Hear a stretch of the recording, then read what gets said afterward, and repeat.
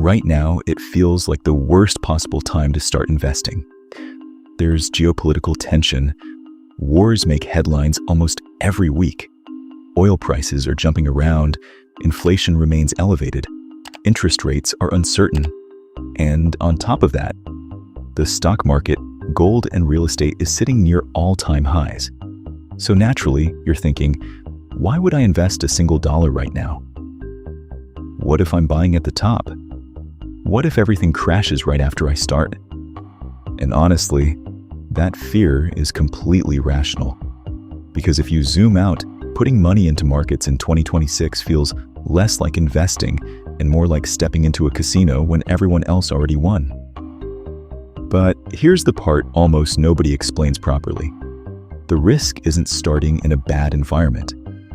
The real risk is starting the wrong way in that environment. By the end of this video, you're going to understand exactly how to approach investing in today's market and what to do if you start investing from zero in 2026. Let's stop wasting time and get started. People think investing is about picking the right assets. It's not. Investing is about surviving bad environments. Because if you can survive the bad periods, you automatically benefit from the good ones. Let me show you what I mean. In 2008, the global financial crisis wiped out trillions of dollars. Markets dropped over 50%. People panicked, sold everything, swore they would never invest again. But the people who stayed invested, or even continued investing during that time, saw one of the greatest wealth-building periods in history over the next decade. Same market, same crisis, different outcomes. So what was the difference? Not intelligence, not timing. It was structure and knowledge. And in 2026, that matters more than ever. Because we are in a very specific type of environment right now. It's what I would call a high-risk, high uncertainty, but still liquidity-driven system.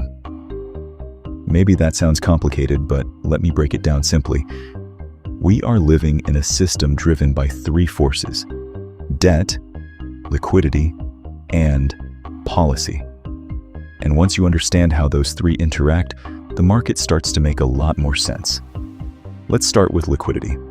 Liquidity is just a fancy word for how much money is available in the system and how easily it can move. Think of it like water in a pool.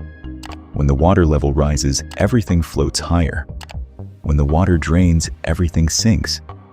Right now, despite all the fear and uncertainty, the long-term direction of liquidity is still up. Why? Because the system depends on it. Governments are running large deficits. Debt levels are high, and economies need growth to sustain that debt. That means, over time, more money has to enter the system. And when more money enters the system, it has to go somewhere. It flows into assets, stocks, real estate, gold, and even crypto. That's why you can have a situation where the economy feels uncertain, but asset prices are still high.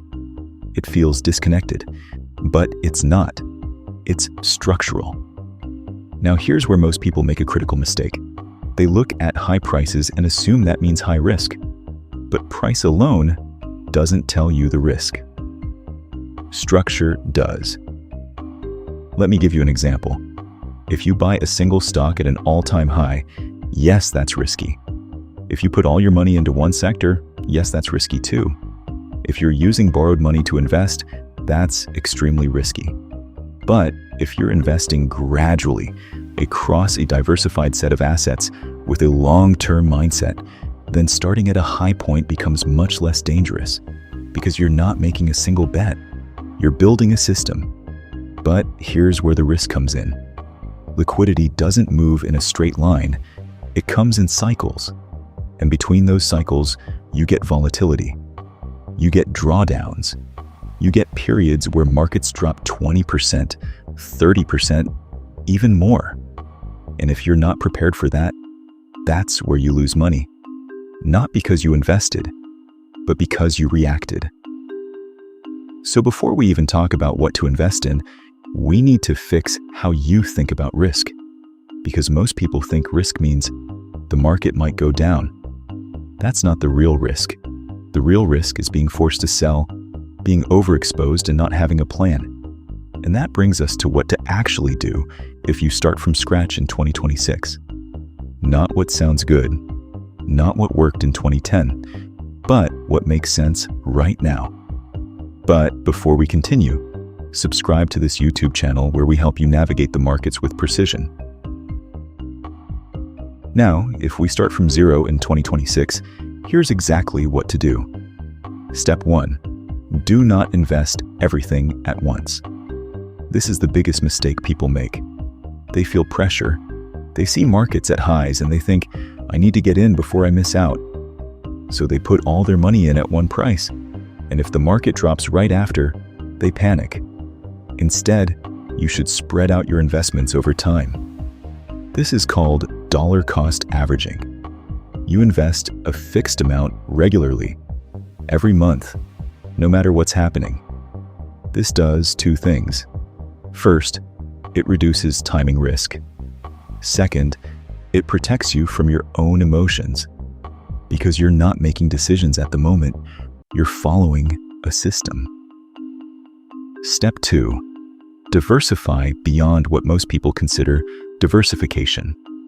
Because here's the reality. Owning 500 companies in one country is not true diversification. If those companies are driven by the same macro environment, they can all fall together. Think of it like a team. You don't want all attackers. You need balance. So maybe something like this: bonds or cash for stability. Equity index funds with global exposure to America, Asia, and Europe for geographic diversification, and real assets like gold, commodities, and real estate for inflation protection.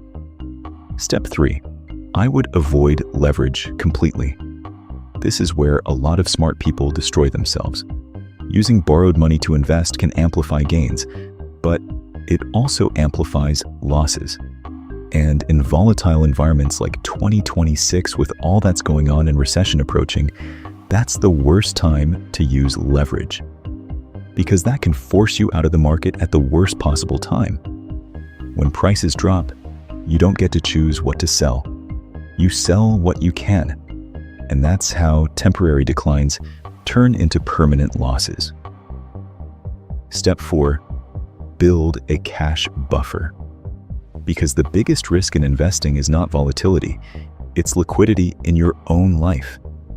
If something happens and you need money, you don't want to be forced to sell your investments during a downturn. Making around 4% in a savings account or in T-bills to just hold cash is a good deal considering the situation. So having 3 to 6 months of expenses in cash is what allows you to stay in the game. And staying in the game is everything. Step 5. Set rules before emotions take over.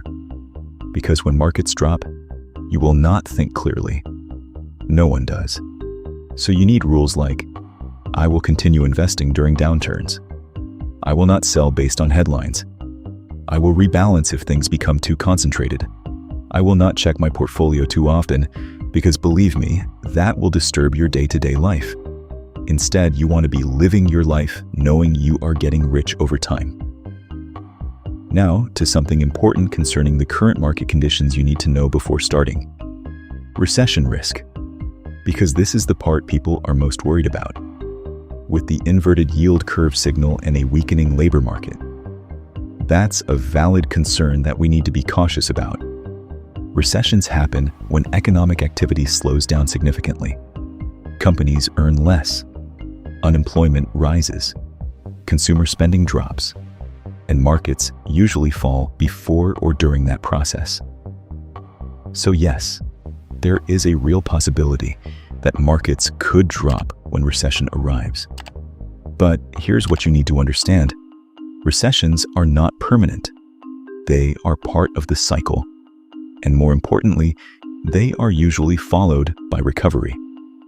Nowadays, faster recoveries, thanks to central bank stimulus and direct payments like they used after the 2020 recession.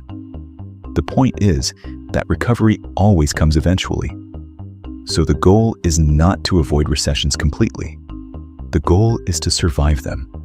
Because if you survive them, you benefit from what comes next. Now, here's the psychological shift you need to make. Most people see a market drop and think, I'm losing money.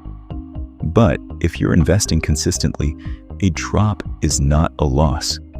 It's a price change, almost like a buying opportunity. And if you continue investing, you're buying at better prices, which improves your long-term outcome. This is why the people who build wealth are not the ones who avoid downturns.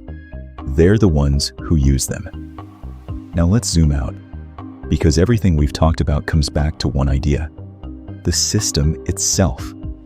The financial system is built on growth. Governments need expanding economies.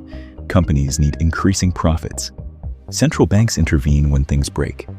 That doesn't eliminate risk, but it creates a long-term upward pressure on assets. And if you align yourself with that, instead of fighting it, you put probabilities in your favor. So let's bring it all together. If you start investing in 2026 in a world with war, uncertainty, high valuations, and recession risk, this is how to approach it. Invest gradually. Stay diversified across different asset classes. Avoid leverage. Keep a cash buffer. Expect volatility. Ignore short-term noise. And here's the final truth. You don't lose money in markets because you started at the wrong time.